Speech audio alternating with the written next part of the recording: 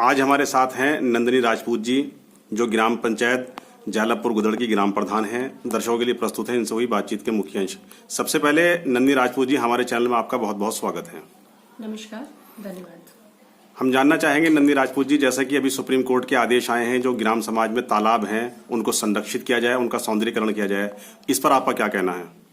देखिए, सबसे पहले मैं सुप्रीम कोर्ट के इस फैसले का बहुत स्वागत करती हूँ। बहुत सराहनीय फैसला है उनका। परंतु जो ये तालाब का सौंदर्यीकरण जो विषय जो मुद्दा उठाया गया है, उसमें कहीं ना कहीं हम लोगों को दिक्कत आती है। सबसे बड़ी दिक्कत जो है राजस्व विभाग की तरफ से हमें दिक्कत है, क्योंकि अधिकतर तालाबों पे जो है वो कब्जे हो रखे हैं, कब्जा धारकों ने अपने कब्जे कर रखे हैं, वो कब्जे नहीं छूट पा रहे हैं पिछले 7 साल से। क्योंकि मेरी पहली जो पंचवर्षीय योजना में जो मैं पहले भी प्रधान रही हूँ और अभी जो है 2-2.25 साल का जी, आप लगातार दूसरी बार ग्राम प्रधान बनी है। जी, वो भी मेरा समय जो है कार्यकाल मेरा निकल चुका है 2.25 साल का, परंतु इसमें कोई भी राहत नहीं मिली है। हमने लगातार जो है राजस्व विभाग से इसकी मांग करी है, अपनी सहायता हमने मांगी है कि आप किसी तरह से इस पे कब्जा हटाएं, क्योंकि 1359 फसली में जो जोड़ी जो दर्ज है उन पर भी कब्जा है।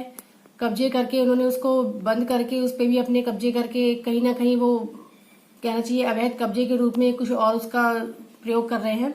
तो इसलिए शासन की तरफ से जो भी सहायता हमने मांगी है वो हमें नहीं मिली है। केवल हमें सांत्वना देकर हमें संतुष्ट किया जा रहा है। हम लोग इस चीज से संतुष्ट नहीं है, क्योंकि ये चीजें बहुत ही ज्यादा मुद्दा जो ये फैल रहा है कि हाँ, तालाब का सौंदर्यीकरण, कैसे सौंदर्यीकरण? जब तालाब ही नहीं है हमारे पास तो हम सौंदर्यीकरण कैसे करें? यानी उन पर जो अगर अवैध कब्जे हैं, जो दूसरे लोग उस पर अपना मालिकाना हक जता रहे हैं, तो आप लोगों को बहुत दिक्कत आ रही है सब चीजों को लेकर? जी हाँ, हमने कई बार शिकायत भी करी है, लेकिन उसका जो है कोई भी समाधान नहीं हो पा रहा है। इसलिए जो है हमारे हाथ बंधे हुए हैं, तो ये काम हम नहीं कर पा रहे हैं। अच्छा, जैसा कि अभी हाई कोर्ट ने भी आदेश किया है, जो हमारा उत्तर प्रदेश का हाई कोर्ट है, उसने कहा है कि जो ग्राम समाज की जमीनें हैं उनको भी संरक्षित किया जाए और जो इस तरह के उस पर कब्जे हैं उनको हटाया जाए। तो चूंकि हम देख रहे हैं आजकल ग्राम पंचायतों का बहुत तेजी के साथ शहरीकरण हो रहा है, कॉलोनियां कट रही हैं, तो उस रूप में काफी जमीनों पर अवैध कब्जा हो रहा है। इस संबंध में आपका क्या कहना है? जी देखिए, सेम कंडीशन जो है वो तालाब वाली और भूमि वाली दोनों एक ही है, क्योंकि हमारे माननीय मुख्यमंत्री योगी जी ने एक पहल करी थी कि आप जो है अपना भूमि जो कब्जा है, ठीक है ना, जो भू माफिया हैं उन्होंने कब्जे कर रखे हैं, आप उनसे जो है भूमि छुड़ाइए। हमारी पंचायत में हाईवे पर बेशकीमती जमीनें पड़ी हुई हैं जिस पर कब्जे हैं। जो हमारी जो है खसरा नंबर 15 और 18 जो हमारी भूमि है उस पर कब्जे हैं। हमारा यहाँ तक कि 14 नंबर पे जो हमारे रास्ता है उस पर भी कब्जे किए हुए हैं। सिर्फ कब्जा ही नहीं है, वहां पर बिल्डिंग भी बनके तैयार हो गई है। ये नंदिनी जी, ये कब से कब्जे हैं इन जमीनों पर? ये कब्जा देखिए, मैं बता रही हूँ, मेरा कार्यकाल 7.25 साल का कंप्लीट हो चुका है, बट उससे पहले से ही ये कब्जे थे। हमने बहुत कोशिश करी है पहले का। देखिए, हमारे से पहले का हमें कोई मतलब नहीं है क्या उन्होंने किया, क्या नहीं करा, क्या प्रयास उनके थे, परंतु हमने जो प्रयास करे हैं और इसके लिए हम 8 से 9 मुकदमे जो है दर्ज भी हैं, उस पर हम लोग लड़ाई लड़ रहे हैं। क्योंकि जो ये जमीनों पे जो कब्जे हो रखे हैं, बहुत ही सत्ताधारी भी आप कह सकते हैं, बहुत मजबूत पक्ष के लोग हैं, तो कहीं ना कहीं इसका जो है बहुत नुकसान जो है हम लोगों को, यानी उनसे कब्जा मुक्त कराना जो है बहुत भारी काम है। जी, बहुत भारी काम है, क्योंकि उन्होंने इस पे ये देखिए कि बैनामे करवा रखे हैं और वो इन जमीनों को बेच भी रहे हैं। जिन्हें बेच रहे हैं उनके पास बैनामे हैं। आप ये देखिए, सरकारी जमीन है, जैसे कि माननीय मुख्यमंत्री ने कहा कि आप भूमि मुक्त कराइए।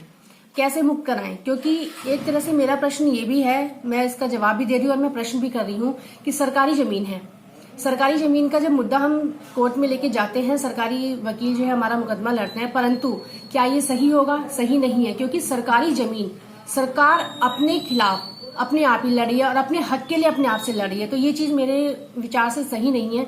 यानी एक अजीब विडंबना है कि सरकारी जमीन को छुड़ाने के लिए सरकारी कर्मचारियों अधिकारियों से लड़ना पड़ रहा है। जी जी, और राजस्व विभाग सबसे बड़ी अड़चन डाल रहा है, क्योंकि जैसे मैंने पहले भी कहा कि हम लोगों ने मदद मांगी है लेकिन नहीं मिली है, क्योंकि कहीं ना कहीं हमें पता है कि इन जालसाजी चल रही है, इन लोगों की आपस में जो है साठगांठ होती है, क्योंकि ये मुद्दा बार बार उठाया जाता है कि खाली करवाई जाए। क्योंकि हमारे वहाँ ये देखिए कि जितनी भी योजनाएं सरकार द्वारा चलाई जाती हैं, धरातल पर उतारने के लिए जमीन की आवश्यकता होती है, हमें भूमि चाहिए। अभी जैसे कि एक पुस्तकालय वाला मामला चल रहा है ग्राम पंचायत, डिजिटल लाइब्रेरी का जो आजकल चला है कि डिजिटल लाइब्रेरी बनानी है, वो हमारा एक बहुत बड़ा सपना है और सपना रहेगा आगे जब तक मेरा कार्यकाल है। मैं बहुत प्रयास करूंगी कि मैं इसको पूरा कर सकूं, क्योंकि देखिए जो बड़े परिवार है, मध्यम परिवार, वो भी थोड़ा सा अपना कर लेते हैं। बड़े जो है, ऐसा नहीं है कि सिर्फ इन्हीं परिवारों में, उच्चतम परिवारों में ही बच्चे पढ़ने लायक होते हैं। हमारे पंचायत में गरीब परिवार के बच्चे भी, कुछ बच्चे ऐसे हैं कि जो पढ़ने में बहुत होशियार है, परंतु पैसे के अभाव में, साधन के अभाव में वो जो है आगे नहीं बढ़ पा रहे हैं। तो यही मेरा लक्ष्य था कि लाइब्रेरी बन जाती है तो उसमें पुस्तक उपलब्ध कराई जाए, उनको एक ऐसा माहौल दिया जाए जिससे कि वो आगे जाके अपनी पढ़ाई पूरी करें, अपनी जो है आगे उस लाइन में जाने के लिए अपनी तैयारी कर सकें। परंतु ऐसा नहीं हो पा रहा है, तो कहीं ना कहीं इसके लिए सरकार यानी उसके खुद भी लिए दोषी है। लाइब्रेरी के लिए आपको जमीन नहीं मिल पा रही है? नहीं, मैं खुद कहूंगी कि राज्य सरकार दोनों दोषी हैं, क्योंकि कहीं ना कहीं लापरवाही अंदर खानी चल रही है, साठगांठ पूरी तरह है। इस संबंध में नंदी जी आप क्या मैसेज देना चाहेंगे समाज के लोगों को? जिस तरह के हालात ग्राम पंचायतों के बने हुए हैं, आप काम करना चाहती हैं, लगातार आपको जनता ने अपना प्रतिनिधि चुना है, ग्राम प्रधान बनाया है, लेकिन कुछ जो रुकावटें हैं, तो इन सबको लेकर आपका क्या मैसेज है समाज के लिए? ये देखिए, समाज के लिए और मेरे पंचायत वासी जो, मैं अब सबसे पहले उनका धन्यवाद करूंगी कि उन्होंने दूसरी बार मुझे चुना है। तो कहीं ना कहीं जो उनकी अपेक्षाएं हैं, उनके कहीं ना कहीं उन्होंने यही सोचा होगा कि मैं वो कार्य शायद पूरा कर सकती हूँ, इसलिए उन्होंने मुझे दोबारा चुना है। तो मेरी कोशिश यही रहती है कि मैं जितनी भी योजनाएं हैं उनका लाभ उनको दिला सकूं, जो भी योजनाएं आती है उनको धरातल पर उतार सकूं। परंतु कुछ योजनाएं जो है वो पूरी नहीं हो पाती, ऊपर से आते आते दम तोड़ देती हैं, हम तक वो योजनाएं नहीं पहुंच पाती हैं। और कुछ योजनाएं हम लोग नहीं, संभवतः नहीं होता है कि हम उन्हें पूरी कर सकें, क्योंकि कहना चाहिए कि हम लोगों को भी देखिए सहयोग चाहिए होता है।